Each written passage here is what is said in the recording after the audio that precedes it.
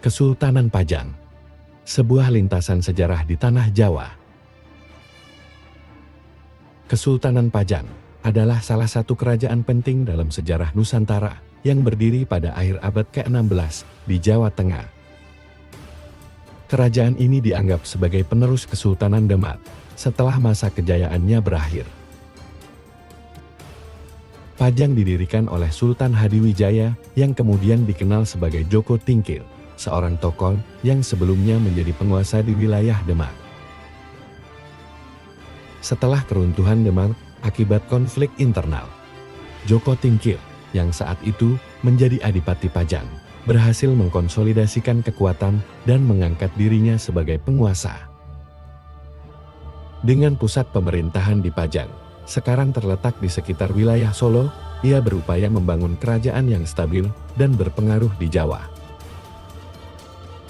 Di saat memimpin, Joko Tingkir membawa sejumlah pengaruh terhadap ajaran, seperti Islam yang semula berpusat di pesisir utara Jawa, wilayah Demak, dipindahkan ke pedalaman. Joko Tingkir membawa pengaruh besar dalam penyebarannya. Selain Islam yang mengalami perkembangan, politik juga mengalami perkembangan.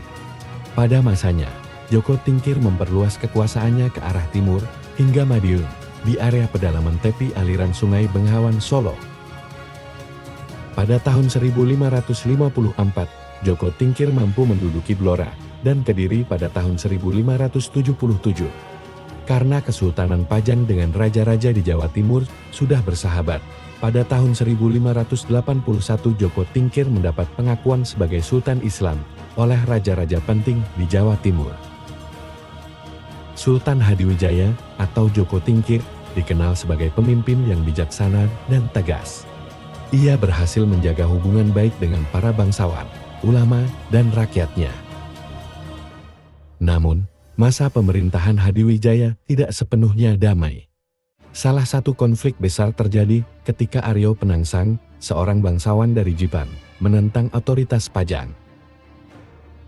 Konflik ini akhirnya dimenangkan oleh Joko Tingkir dengan bantuan tokoh-tokoh seperti Ki Ageng Pemanahan dan putranya, Danang Sutawijoyo, yang kemudian menjadi pendiri Kerajaan Mataram.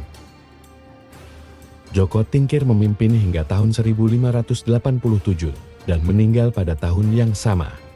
Pasca meninggalnya Sultan Pajang tersebut, estafet kekuasaan jatuh pada Aryo Pangiri, yakni menantu Joko Tingkir, yang juga adalah anak dari Sultan Prawoto.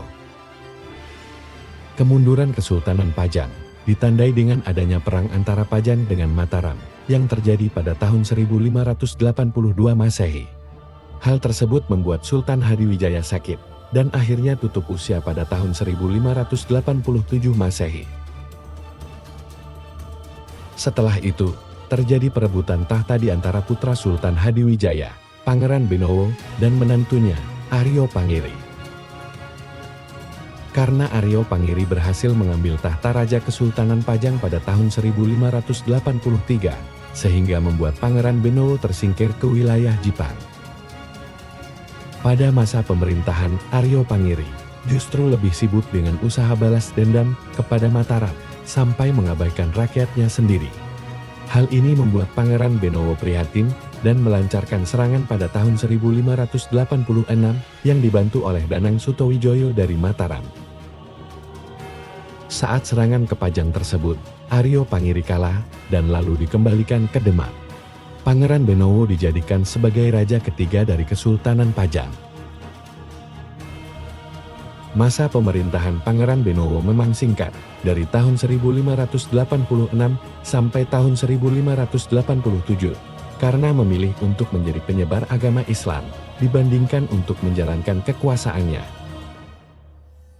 Tahun 1587, pemerintahan Pangeran Benowo berakhir, dan digantikan putranya, di bawah kendali Kerajaan Mataram.